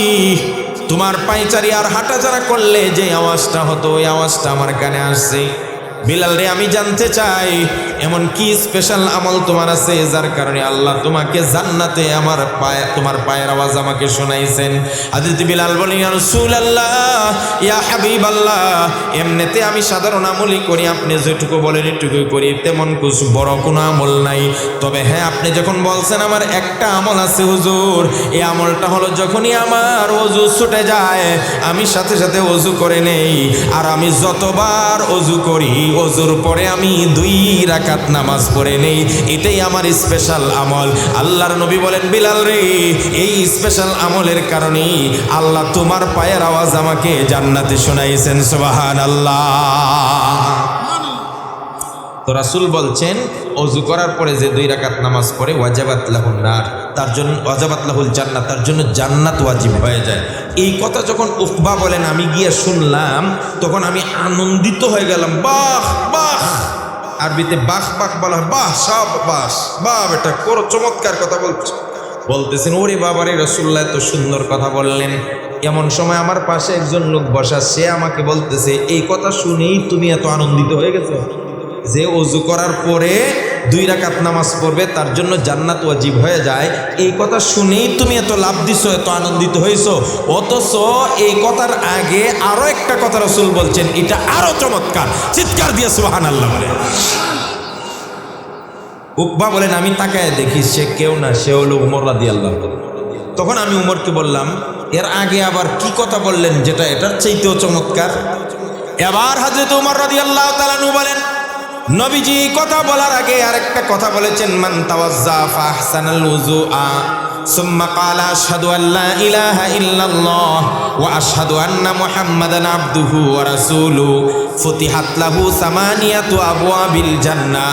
আল্লাহর নবী বলেন, কোন মানুষ যদি ওযু করে সুন্দরভাবে ওযু করছে, উত্তমভাবে ওযু করছে, ওযু শেষ করার পরে কালিমায়ে শাহাদাত যদি কেউ পড়ে, আশহাদু আল্লা ইলাহা ইল্লাল্লাহু ওয়াহদাহু লা শারীকা লা ওয়া আশহাদু আন্না মুহাম্মাদান আবদুহু ওয়া রাসূলুহু। আল্লাহর নবী বলেন, ওযু করার পরে যদি 2টা কালিমা পড়ে, কালিমায়ে শাহাদাত, আল্লাহ পাক তার জন্য জান্নাতের 8টা দরজা খুলে দেয়। কয়টা আমল হইছে? জান্নাতি আমল কয়টা হইছে? 1 নম্বর, ওযু করার পরে কি পড়ব? আজকের থেকে আর মিস হবে, আশহাদু আল্লাহ ইলাহা ইল্লাল্লাহু ওয়া আশহাদু আন্না পড়তে পারেন, ওয়াহদাহু লা শারীকা লা পড়েও পড়তে পারেন, অসুবিধা নাই। তারপর বলেন কি পড়বেন ওযু শেষে? বলেন না, কালিমা শাহাদাত বলেন না। নতুন করে মুসলমান বানাইতে হবে নাকি? বলেন সবাই। এখন যদি মৃত্যু হয়ে যায় তাহলে আপনি জান্নাতি, কারণ রাসূল বলছেন যে মারা যায় মৃত্যুর আগে যে কালিমা পড়ে আর সে মারা যায়, সে সাথে সাথে জান্নাতি। সুবহানাল্লাহ। তাহলে কালিমা শাহাদাত পড়তে সমস্যা আছে? বলেন আশহাদু আল্লা ইলাহা ইল্লাল্লাহু ওয়াহদাহু লা শারীকা লা ওয়া আশহাদু আন্না মুহাম্মাদান আবদুহু ওয়া রাসূলুহু। এতটুকু পড়তে পারবেন না সবাই? আমার মা বোনদেরকে বলি, ওযু শেষ এই কালিমাটুকু পড়বেন। রাসূল বলেন, এইটুকু পড়লে তোমার জন্য 8টা দরজা জান্নাতের খুলে দেওয়া হবে। সুবহানাল্লাহ। তাইলে একটা আমল। আর এরপরে আপনি 2 রাকাত কি পড়বেন? নামাজ পড়বেন। বলেন এরপরে কি পড়বেন? 2 রাকাত নফল নামাজ পড়বেন। এটা তাহিয়াতুল ওযু। বলেন এটার নাম কি? তাহিয়াতুল ওযু। এই 2টা আমলই জান্নাতি আমল, জান্নাত আপনার জন্য লাজিম। তাহলে কয়টা গেল? আমি আগে বলছিলাম না যে সহজে কেমনে জান্নাতে যাওয়া যায়, এমন কিছু আমল বলবো। 3। আল্লাহর নবী সাল্লাল্লাহু আলাইহি সাল্লাম বলেন, মান ক্বারাআ আয়াতাল কুরসি দুবুরা কুল্লি সালাতিন মাকতুবা লাম ইয়ামনাহু মিন দুখুলিল জান্নাতি ইল্লাল মাউত। ও দুনিয়ার মানুষ, আপনারা মুরব্বীরা বলবেন, আয়াতুল কুরসি চিনেন তো? চিনেন? আয়াতুল কুরসির একটু ফজিলত শোনাই দিই আগে। হযরত আবু হুরায়রা রাদিয়াল্লাহু, আমার এখানে আসলে ওয়াজ পড়তেই মন চায়। আপনাদের কি সমস্যা হয় না? আমি যদি আরো 1 ঘন্টা করি ওয়াজ, চলে যাবেন না? চলে গেলে আমি শর্ট করে দিব, আমার ক্ষুধা আছে পেটে। আর যদি বলেন যে না হুজুর আরো শুনবো, কারণ রায়হান আছে না, এমন পাগল মানুষ আমি দেখছি না। আমার ওয়াইফে আমার ওয়াজের বিষয়ে কোনোদিন কোনো কথা বলেন, আমি কোথায় যাব, কার ওয়াজ রাখবো, কার ওয়াজ রাখবো না, হ্যাঁ কি ওয়াজ করব, কেমনে যাইব, কি করব, এগুলা নিয়ে এত মাথা ব্যথা। কিন্তু এই রায়হান চিনে। আমি বললাম কেমনে চিনি? 6 মাস যাবৎ সে প্রায় প্রতিদিন একটা না একটা পোস্ট দিবে যে আমাকেও মনে করাইবা খাওয়ার দিকে আইতেছে নমুক হুজুর, এই যে হুজুর ওয়াজ, এই যে পোস্টার, এই যে ব্যানার আছেই একটা না একটা। গত 2 দিন আগে ওয়াল্লাহি আমি আপনার সামনে কসম খেয়ে বলতেছি, সাতকানিয়া আমার মাহফিল, কালকের আগের দিন। তো সাতকানিয়া মাহফিল করছি, পরে 2 জন বক্তা মিস করছে। একজন হলো ওই চট্টগ্রামেরই একজন বড় ওয়াইজ, অ্যাক্সিডেন্ট করে আসতে পারে না। আরেকজন হল ব্রাহ্মণবাড়িয়ার বড় একজন বক্তা, সিবগাতুল্লাহ নূর সাহেব, মুফতি নুরুল্লাহ সাহেবের ছেলে, যারা চিনেন সিবগাতুল্লাহ নূর। 2 জনই আইছে, আমি অনলি একজন। এখন কর্তৃপক্ষের মাথা নষ্ট। তো শেষ পর্যন্ত তারা বললো, হুজুর যা মানিজ্যত রক্ষা করে আপনি করবেন, যদি মানুষ বিগড়ে যায় তাহলে আমাদের অবস্থা খারাপ। কিন্তু নো টেনশন, আল্লাহ যদি আমাকে শক্তি দেয় আমি মানুষকে তৃপ্তি করবো। যদি আল্লাহ দেওয়ায়, আমি তো পারবো না, আল্লাহ চেষ্টা করবো। 2 ঘন্টার উপরে ওয়াজ করছে, আলহামদুলিল্লাহ। ওই দিন ওয়াজও আমার সুন্দর হয়েছে, আল্লাহ কথা বলার সুযোগ দিছে। 2 ঘন্টা ওয়াজ করে মোনাজাত দিছি, মানুষ একটাও নড়ে নাই, সবাই স্যাটিসফাইড। ওইখানে চট্টগ্রাম বন্দরের ব্যবসায়ী এবং বিএনপির কিছু বড় রাজনীতিবিদ, এর মধ্যে থেকে 2-1 জন গেছিল। ওরাই ওয়াজ শুনে আজকের তারিখে আর বিশাল বড় একটা ওয়াজ। আজকে আমারে মনে হয় ওয়াজ শেষ হওয়ার পরে সাইলেন্ট করা মোবাইল অনেকবার ফোন দিছে, আমি ধরতে পারি। আমার সাথে থাকেন মুফতি আবুল বাশার সাহেব সাহেব, উনিও বক্তা। আজকে ওনার 5 মিনিট ওয়াজ শুনতে হবে, কারণ উনি কিন্তু আমার সঙ্গে সবসময় আছেন। তো ওনাকে ফোন দিছে, এবং যেই মিডিয়াতে আমার ওয়াজ হয় এই মিডিয়ার মেনরে ফোন দিছে। ওই হুজুর রে আমরা পাইতেছি না, আপনি যে কোনো মূল্যে হোক হুজুর আজকের তারিখে বৃহস্পতিবারে হুজুর রে আমাদের এখানে আইনা দেন, আপ ডাউন টিকিট দিব। আমি মিথ্যা বলি নাই, জিজ্ঞেস করবো নাকি 50,000 টাকা দিব। বেটা শুন, কোথায় কইতেছে কি যেন মাঠবড় বলছে যে আজকে যদি হুজুর আমাদের এই চিটাগাং বন্দরে ব্যবসায়ীদের উদ্যোগে আসে তাহলে আপ ডাউন টিকিট কেটে দিব আর 50,000 টাকা। আমারই উনি ফোন দিছে, মিডিয়া মেনে ফোন দিছে, ভাই যেমনি হোক আপনি প্রোগ্রামটা রাখেন, এরা খুবই। আমি কইছি রায়হানের প্রোগ্রাম মিস করা মানে আল্লাহর পক্ষ থেকে আমার প্রতি অসন্তুষ্ট, তাই না? কারণ হইল, এভাবে বলছি, কারণ হইল যেই লোকটা 6 মাস পর্যন্ত এই মাহফিলের জন্য এত মেহনত, এত ফিকির, এত পোস্ট, এত কাহিনী, এর মাহফিলে যদি আমি না যাই তাহলে আমার মাহফিল বসে বন্ধ হয়ে যেতে পারে। কথাটা বুঝছেন নি? এই এত টাকা আন্তরিকতা নিয়ে আজকে আপনাদেরকে ওয়াজ করতেছি। এখন যদি আপনারা বলেন যে উঠে যাব, তাহলে আমার জন্য ভালো। কথা বলেন না কেন? থাকবেন। আবু হুরায়রা রাদিয়াল্লাহু তাআলা আনহু বলেন, আমারে যাকাতের মালের দায়িত্ব দিছে হুজুর পাহারাদারি করার জন্য রাসূল। আগে তো গম ভুট্টা এসে থাকতো, খেজুর টেজুর, তা আমি রাত্রেবেলা না ঘুমাইয়া পাহারাদারি করতেছি, এমনি শুয়ে আছে। হঠাৎ দেখি এক লোক আসছে, আইসা অঞ্জলি ভরে এই যে হাত বইরা কিছু যাকাতের মাল নিয়ে চলে যাচ্ছে। টাস করে আমি হাতে ধরে ফেলছি, ধরছি বলে, তুমি কে মাল চুরি করতেছ? এবার ওই লোকটা আমার কাছে কসম টসম খায়া বলতেছে, আবু হুরায়রা দেখো আমি পেটের দায়ে চুরি করতে আসছি, আমার বাচ্চা আমার বউ পাস, এই জন্য চুরি করছে, আমারে ছেড়ে দাও। না তোমারে নিয়ে রসুলের দরবারে যাব, তুমি যাকাতের মাল চুরি করতেছ কেন? আমি তোমার সঙ্গে ওয়াদা দিলাম আর আসবো না, আজকের মতো তুমি আমাকে ছেড়ে দাও। কাকতি মিনতি করে কান্নাকাটি শুরু করছে। আবু হুরায়রা নরম দিলের মানুষ, লোকটারে ছেড়ে দিছে। সকালবেলা নবীজিকে গিয়া বলেন, হুজুর গত রাত্রিতে ঘটনা করছে। বলে কি? যাকাতের মাল পাহারাদারি করছে, এক লোক সে চুরি করছিল, আমি ধরে ফেলছি। কান্নাকাটি করে আমাকে বলছে তার বাড়িতে বউ বাচ্চা উপাস, এই জন্য আর আসবে না, ছেড়ে দিছি। হুজুর বলেন, সে তোমার সঙ্গে মিথ্যা বলছে, কালকে যদি আবার আসে আমার কাছে নিয়ে আসো। পরের দিন আবু হুরায়রা বলেন, আবার আসছে মিস্টার, এসে আবার যখন যাকাতের মালে হাত দিছে আমি আবার ধরে ফেললাম।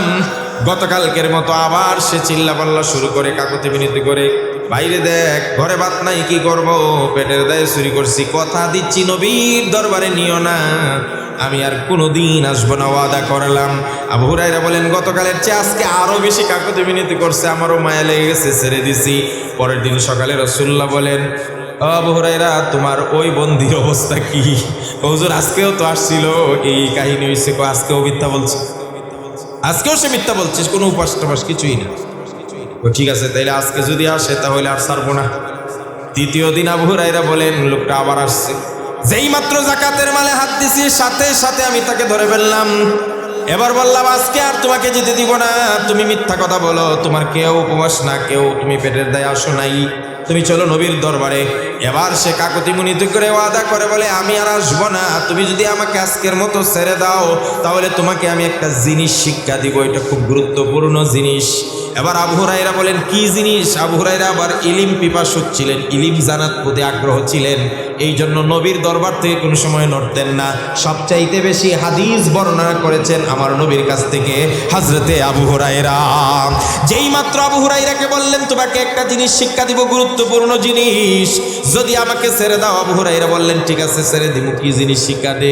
এবার ওই লোকটা বলতেছে, আবু হুরায়রা রে, কোনো মানুষ যদি রাতের বেলা ঘুম যাওয়ার আগে কোরআনে কারিমের একটা সর্দার আয়াত আছে, সর্দার আয়াত, আরে ভাই, লিকুল্লি শাইইন সানাম, প্রত্যেক প্রত্যেকটা জিনিসের একটা চূড়ান্ত চূড়া আছে, চূড়া বলে এটা একবারে উপরের স্থান। কোরআন শরীফের সবচেয়ে চূড়া হলো সূরা বাকারা, কারণ সূরা বাকারার মধ্যে একটা আয়াত আছে হিয়া সাইয়্যিদাতুল কোরআন, এটা হলো কোরআনের সব আয়াতের সর্দার। সেই আয়াতুল কুরসি যদি কোনো মানুষ রাতের বেলা ঘুমানোর আগে পড়ে, আল্লাহর পক্ষ থেকে একজন ফেরেশতা তার কাছে নিয়োগ করা হয়, সারা রাত চোর ডাকাত ছিনতাইকারী সন্ত্রাস জিন ফেরত ভূতের থেকে ওই ফেরেশতা তাকে হেফাজত করে, পাহারাদারি করে। আবু হুরায়রা বলেন এই কথা বলার পরে তারা আমি ছেড়ে দিছি। এবার পরের দিন সকালবেলা আবার নবীর কাছে গেছি। নবীজি বলেন আবু হুরায়রা তোমার বন্দির অবস্থা কি খবর? হুজুর আজকেও আসছিল, তবে আজকে একটা জিনিস আমাকে বলছে, আমাকে ছেড়ে দিলে নাকি এই জিনিসটা শিক্ষা দিবে। বলে কি শিক্ষা দিছে? এবার আবু হুরায়রা বলেন সে বলছে যদি ঘুমানোর সময় রাতের বেলা কেউ আয়াতুল কুরসি পাঠ করে, সারা রাত ফেরেশতা তাকে পাহারাদারি করে। এবার আল্লাহর নবী সাল্লাল্লাহু আলাইহি সাল্লাম বলছেন ও আবু হুরায়রা, বিগত 2 দিন সে মিথ্যা কথা বলেছে, সাদাকা ওয়া হুয়া কাযুব, কিন্তু আজকে যে কথাটা বলছে সে মিথ্যাবাদী হতে পারে, আজকের কথাটা বাস্তব। চিৎকার দিয়ে সুবহানাল্লাহ। আবু হুরায়রা এটা শয়তান ছিল, শয়তান কে ছিল? কয় শয়তান, মিথ্যাবাদী। বিগত 2 দিন যা বলছে সব মিথ্যা বলছে, আর আজকে যে কথাটা বলছি এটা কি সত্য কথা বলছে। তাহলে কি বুঝলেন? আয়াতুল কুরসি রাতের বেলা পড়লে সারা রাত ফেরেশতা পাহারা দেয়। এখন ওই আয়াতুল কুরসির কথা রাসূল কি বলেন শুনে। জান্নাতি আমল, সহজে জান্নাতে যাওয়ার জন্য আনছি আপনাদের কিভাবে নিয়ে সহজে জান্নাতে যাওয়া যায়। আল্লাহর নবী বলেন মান কারা আয়াতুল কুরসি, কোন মানুষ যদি ফরজ নামাজের পরে আয়াতুল কুরসি পাঠ করে, কোন মানুষ যদি ফরজ নামাজের পরে আয়াতুল কুরসি পাঠ করে, লাম ইয়ামনাহু মিন দুখুলিল জান্নাতি ইল্লাল মাউত, আল্লাহর নবী বলেন ওই লোকটা মরতে দেরি হবে, জান্নাতে যেতে দেরি হবে না। কয়টা হইছে? কথা বলে না। কয়টা হইছে? 1 নম্বর অজুর পরে দোয়া পড়বে কালিমা শাহাদাত, জান্নাতের 8টা দরজা খোলা। 2 নম্বর 2 রাকাত নামাজ পড়বে, জান্নাত ওয়াজিব। 3 নম্বর নামাজের পরে আয়াতুল কুরসি পড়বে, তাকে জান্নাতে যাওয়ার জন্য কেউ বাধা দিতে পারবে না। কয়টা গেছে? আরো জোরে, আরো জোরে। এরপরে হলো 5 ওয়াক্ত নামাজ যে জান্নাত ওয়াজিব করে, অনেক হাদিস আছে, বিশেষ করে 2টা নামাজে অবহেলা বেশি হয়। রাসূল বলেন মান সাল্লাল বারদাইন দাখালাল জান্নাহ, 2টা ঠান্ডার সময় যারা নামাজ পড়ে, একটা হলো আসরের নামাজ আর একটা হলো ফজরের নামাজ। কোন রিওয়ায়াতে আছে এশারের নামাজ আর ফজরের নামাজ। এই 2 কষ্টের সময়ের নামাজগুলো যারা পড়ে দাখালাল জান্নাহ, তার জন্য জান্নাত খোলা যায়, যে জান্নাতে ঢুকে যায়।